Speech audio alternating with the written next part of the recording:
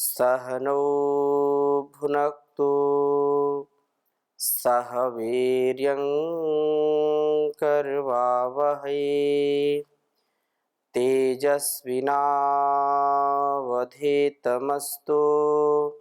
मा विद्विषावहै। ओम शांति शांति शांति। वैदिक जीवन पद्धति की इस कक्षा में पुनः आप सभी का हार्दिक स्वागत है, अभिनंदन है।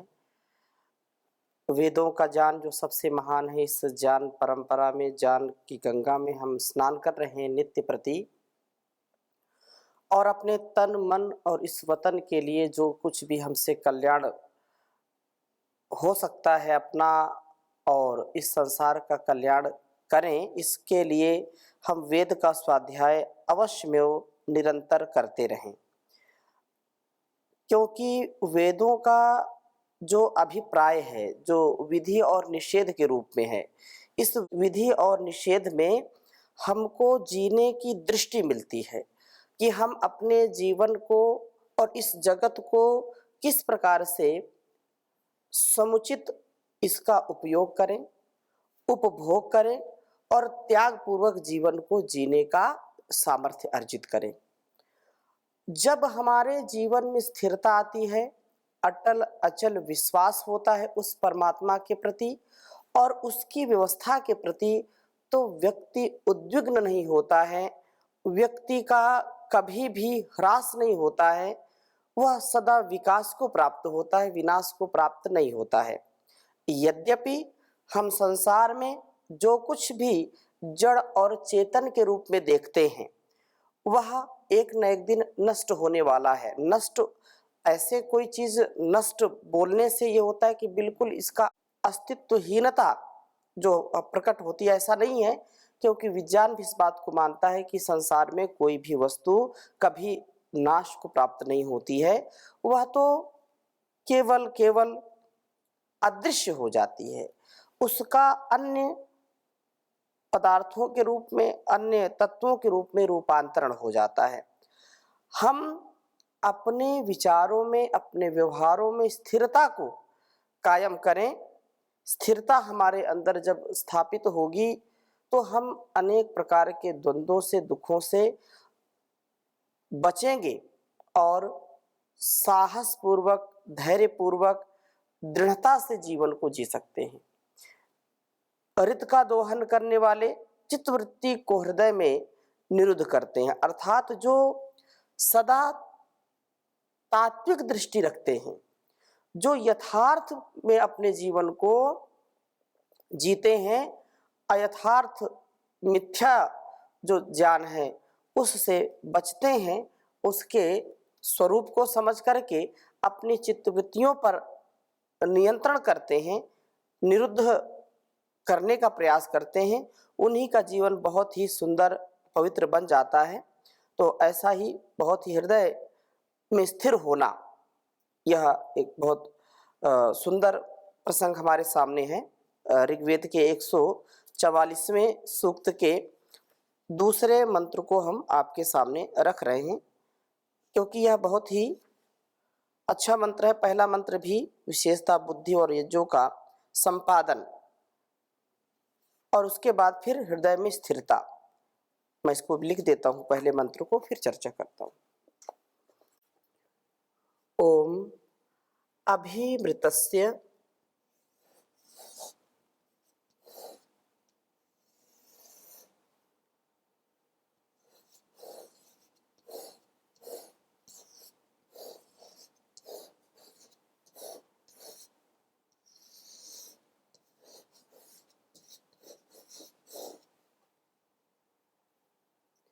दोहना अनुशत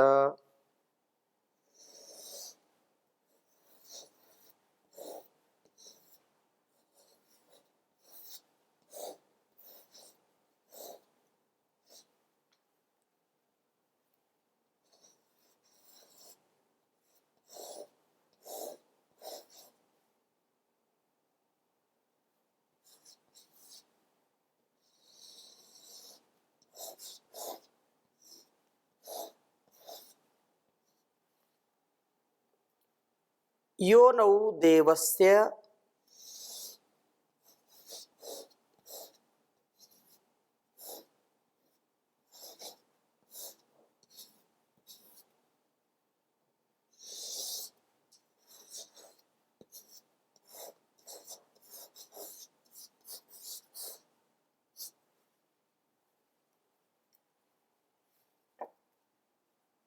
सदने परिवृताः।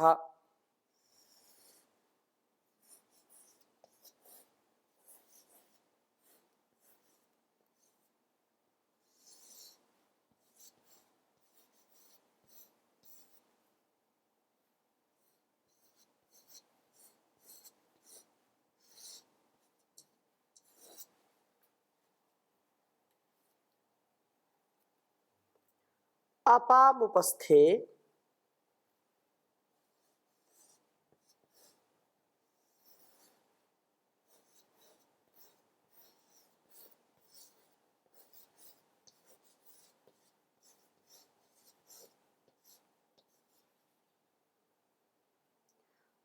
विभृतो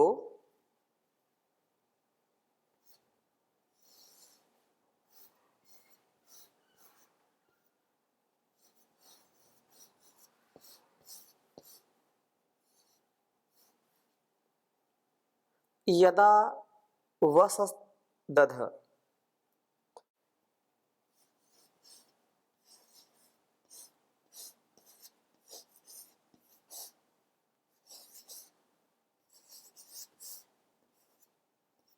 यदा वसदध स्वधा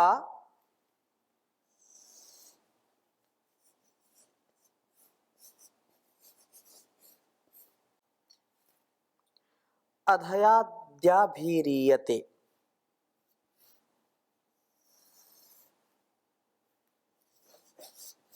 अधयाद्याभिरीयते।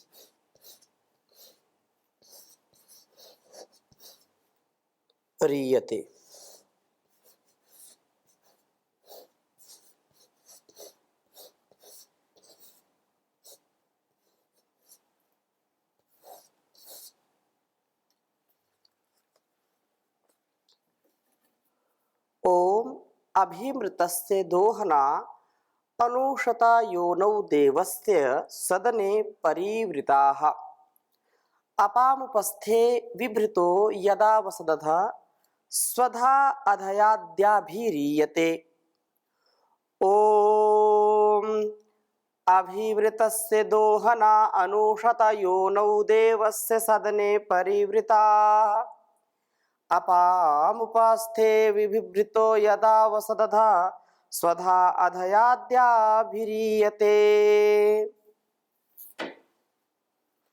अभिमृतस्य दोहना अनुशत योनौ देवस्य सदने परिवृताः। अपामुपस्थे विभृतो यदा वसदध स्वधा अधयाद्याभिरीयते। कहा कि ऋतस्य दोहना यज्ञ व सत्य को अपने में पूर्ण करने वाले दुह प्रपूरणे, जो ऐसे लोग हैं, ईम निश्चय से अभी अनुशत प्रातः सायं प्रभु का स्तवन करते हैं।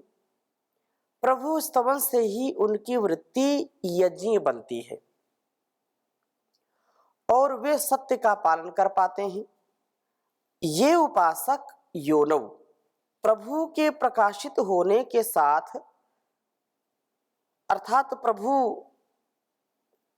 का जो निवास स्थान है, उस प्रभु के प्रकाशित होने के स्थान हृदय में देवस्य सदने, उस देव के गृह रूप हृदय में परिवृताः, चारों ओर से आच्छादित होते हैं। कहने का आशय ये है कि अपनी चित्त वृत्तियों को इधर उधर भटकने से रोक करके हृदय में ही स्थापित करते हैं और हृदय में स्थापित करके चित्त वृत्तियों को विषयों में फंसने से, जाने से उनको रोकने के लिए क्या करते हैं? अपाम कर्मों की उपस्थे गोद में विभृतः, विशेष रूप से धारण किया हुआ, यदा अवसत जब रहता है, अध तो स्वधाः आत्म धारणात्मक शक्तियों को अधयत पीने वाला होता है। ये स्वधाएं ही उसे या उसकी वे शक्तियां या भी जिनसे ईयते इस प्रकार से संसार में ठीक गति करता है, वह अंत में प्रभु को प्राप्त होने वाला होता है। कर्मों में लगे रहने से मन हमारा स्थिर रहता है, ठहरता है, और जो कुवासनाएं हैं, जो हमारे अंदर की अविवेकपूर्ण इच्छाएं हैं, उन पर अंकुश लगता है। इसलिए कर्मों में जो व्यक्ति लगा रहता है, सदकर्म में, सद्धर्म में, जो परोपकार में, सदाचार में लगा रहता है, उसका मन विषयों में कभी नहीं जाता है। कदाचित गया भी तो पुनः स्थिर हो जाता है, वापस आ जाता है। इसलिए आत्मधारण की शक्ति जिसके पास होती है, आत्मधारण की शक्ति वाला व्यक्ति, जिनको ये शक्तियां प्राप्त होती हैं और इन शक्तियों से गतिमय होते हुए वे अथवा जो भी हमारे जीवन में यदि ऐसी स्थिति उत्पन्न हो जाती है, तो हम उस प्रभु को प्राप्त करते हैं। रित का दोहन करने वाले चित्तवृत्ति को हृदय में निरुद्ध करते हैं और सदा क्रियाशील होते हैं। आत्मधारण की शक्ति से युक्त होकर के प्रभु की ओर बढ़ते हैं। यहाँ पर इस मंत्र का जो अभिप्राय है बहुत ही गुण है और बहुत ही सरल है। संसार का जो वैभव है, जो चकाचौंध है चारों ओर, उस चकाचौंध में व्यक्ति जो अपने इंद्रियों के सुख के लिए फंस जाता है, वो कभी हृदय में अवस्थित, हृदय में व्यवस्थित, हृदय में विराजमान उस परम पिता परमेश्वर का अनुभव कभी नहीं कर पाता है। और जो व्यक्ति सत्य का, यथार्थ का आलंबन लेकर के जीवन को जीते हैं और उस परमात्मा को सच्चा अपना उपास्य समझते हैं, उसको वर्णीय समझते हैं, वे अपने मन मंदिर में, इस देवालय में, इस शिवालय में उसकी सदा स्थापना समझ करके उसको सदा प्रतिष्ठित रखते हैं। और जब हृदय में वह परम शक्तिमान, सर्वज्ञ, सर्वव्यापक ईश्वर है, तो इस संसार का आकर्षण उसको अपनी ओर खींच नहीं पाता है। सबके अंदर वही समाया है, सबके साथ है, सबके पास है। इसलिए यदि ऐसा विवेक जागृत हो जाता है और उससे विपरीत हम आचरण नहीं करते हैं, तो अंदर से जो सुख, जो आनंद हमको मिलता है, वह अवर्णनीय होता है। वह दिखाया नहीं जा सकता है, उसको बताया नहीं जा सकता है, केवल अनुभव किया जा सकता है। बताने पर भी लोग उस पर विश्वास नहीं करते हैं। लेकिन हृदय में रहने वाला, जो हृदय में अपने आप को स्थिर कर लेता है और बाहर के चकाचौंध से बच जाता है, उसी का जीवन सफल होता है। संसार में जन्म से लेकर के मृत्यु पर्यंत हम अपनी इच्छाओं को कभी पूरा नहीं कर सकते हैं। इच्छाएं अनंत हैं। यदि हम इच्छाओं की बात करें तो एक भी इच्छा पूरी नहीं होती और 4 इच्छाएं और भी ऊपर से हमारे ऊपर हावी हो जाती हैं, और यही सबसे बड़ा दुख का कारण है। जो अविवेकपूर्ण इच्छाएं हैं, विवेकपूर्ण इच्छाओं को तो करना चाहिए, जैसे स्वाध्याय करना, सेवा करना, सदाचार से युक्त जीवन जीना, सत्य पर, धर्म पर, पुण्य पर, अपनी पूर्ण श्रद्धा रखना, माता पिता गुरु आचार्य और जो हमारे शास्त्र हैं उन पर पूरी श्रद्धा रखना, उनके बताए गए मार्ग पर चलना। जब तक हम ऐसी जिज्ञासा, ऐसी पिपासा को नहीं अपने जीवन में उतारेंगे तब तक हमको ज्ञान भी नहीं हो सकता है, स्वाध्याय भी नहीं कर सकते हम, क्योंकि इच्छा ही नहीं होगी और हम इच्छाओं को सर्वथा टाल नहीं सकते हैं। इच्छाएं आएंगी, बुरी भी आएंगी, अच्छी भी आएंगी। तो जो भी अच्छी इच्छाएं हैं, विवेकपूर्ण इच्छाएं हैं, उनकी पूर्ति के लिए सात्विक पुरुषार्थ हमको करना चाहिए। और पुरुषार्थ जब ऐसा हम करेंगे तो हमारे जीवन का सब प्रकार से उत्थान होगा। चित्त वृत्तियां तो बिल्कुल ऐसे प्रवाह में हमको ले जाती हैं जहाँ पर जो, जैसे महर्षि पतंजलि कहते हैं कि चित्त वृत्ति के भी दो विभाग हैं, क्लिष्ट है का क्लिष्ट है। वृत्त्या पंचतय्याः क्लिष्टा अक्लिष्टाः। जो पंचतय्याः 5 प्रकार की वृत्तियां हैं और 5 प्रकार में वो क्लिष्ट भी होती हैं, अक्लिष्ट भी होती हैं।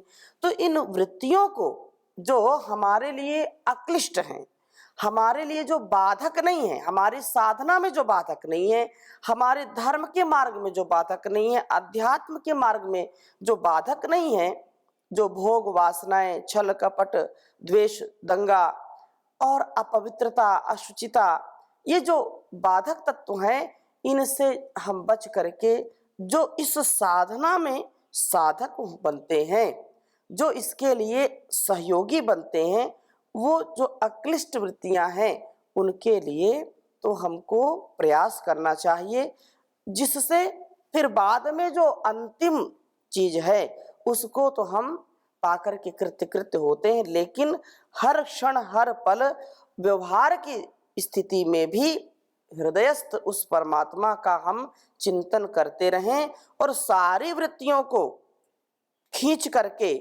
उस परम पिता परमेश्वर की शरणागति को प्राप्त करते हुए अपने जीवन में जीना चाहिए। यही इस मंत्र का अभिप्राय है। और ऐसा जो रित का दोहन करने वाला, यहाँ पर सत्य की बात कही है, और सत्य क्योंकि कहा सत्यम शिवम सुंदरम, सत्य परमात्मा का नाम है। सत्य जो एक रस रहता है, सत्य से अपने जीवन को ओतप्रोत करें। रित सत्य जो भी हमारे जीवन में उन्नति के कारण बनते हैं, उन्नति के आधार बनते हैं, उनको सदा हम आत्मसात करें और ऐसा करने पर क्रियाशील हो जाते हैं। क्रियाशील व्यक्ति जो निठल्ला नहीं बैठता है, जो निकम्मा नहीं होता है, जो आलसी प्रमादी नहीं होता है, उसी को आध्यात्म में गति मिलती है, उसकी प्रगति होती है और उस परम पिता परमेश्वर का अनुभव होता है, उसकी प्राप्ति होती है। दैवी शक्तियों से व्यक्ति युक्त हो जाता है, प्रभु की ओर उसके कदम बढ़ने लगते हैं। इसलिए हृदय में हम उस प्रभु को ढूंढने की बात ही नहीं, क्योंकि विराजमान है वो। और एक पल सच्चाई के साथ अच्छाइयों को धारण करते हुए हमको जीना चाहिए। तो ऐसा करने पर व्यक्ति असाधारण बन जाता है, विवेक से वैराग्य से युक्त हो जाता है। इस संसार में ठीक ठीक उसकी गति प्रगति होती है और दुर्गति से वो बच जाता है। यह परम आवश्यक है। लेकिन इसके लिए कहा है कि अपाम कर्मों की उपस्थे, जो वेद मंत्र में कहा कर्मों की गोद में रहे वो, अर्थात जो सदकर्म है, जो सुकर्म है, जो निष्काम कर्म है, ऐसा स्वभाव बन जाए कि हम ब्रह्म काम हो जाएं, आप्त काम हो जाएं। हमारी जो वासनाएं हैं, जो अविवेक पूर्वक हमारी जो कामनाएं हैं, उनसे हम बचें, जिससे प्रभु का सदा हमको सहारा मिले। क्योंकि संसार में और कोई भी सहारा हमारा नहीं हो सकता है। किंचित सहायता तो मिलती ही मिलती है, लेकिन जब ऊपर वाला सहायता नहीं देता तो कोई भी संसार में सहायता देने का सामर्थ्य नहीं रखता है। भवसागर में डूबती नैया को वही सहारा देता है। इसलिए कहा, डूबतों को बचा लेने वाले, मेरी नैया है तेरे हवाले।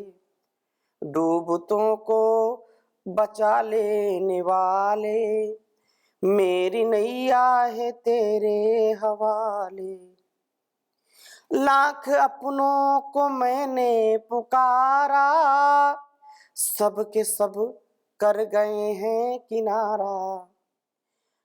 और देता न कोई दिखाई, सिर्फ तेरा ही अब तो सारा। कौन तुझ बिन भंवर से निकाले, मेरी नैया है तेरे हवाले। जिस समय तू बचाने पे आए, आग में भी बचा कर दिखाए। जिस पर तेरी दया दृष्टि होवे, उस पे कैसी कहीं आँच आए। आंधियों में भी तू ही संभाले, आंधियों में भी तू ही संभाले, मेरी नैया है तेरे हवाले।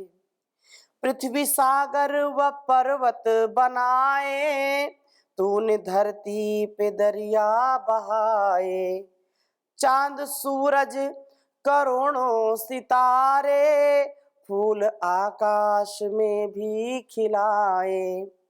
तेरे सब काम जग से निराले, तेरे सब काम जग से निराले, मेरी नैया है तेरे हवाले। डूबतों को बचा लेने वाले, मेरी नैया है तेरे हवाले। बिन तेरे चैन मिलता नहीं है, फूल आशा का खिलता नहीं है। तेरी मर्जी बिना तो जहां में, प्रभु जी पत्ता भी हिलता नहीं है। तेरी मर्जी बिना तो जहां में, पथिक पत्ता भी हिलता नहीं है। तेरे वश में अंधेरे उजाले, तेरे वश में अंधेरे उजाले, मेरी नैया है तेरे हवाले। डूबतों को बचा लेने वाले, मेरी नैया है तेरे हवाले। उस प्रभु के सहारे जब हम जीते हैं तो अपने आप हमारा सामर्थ्य बढ़ता जाता है।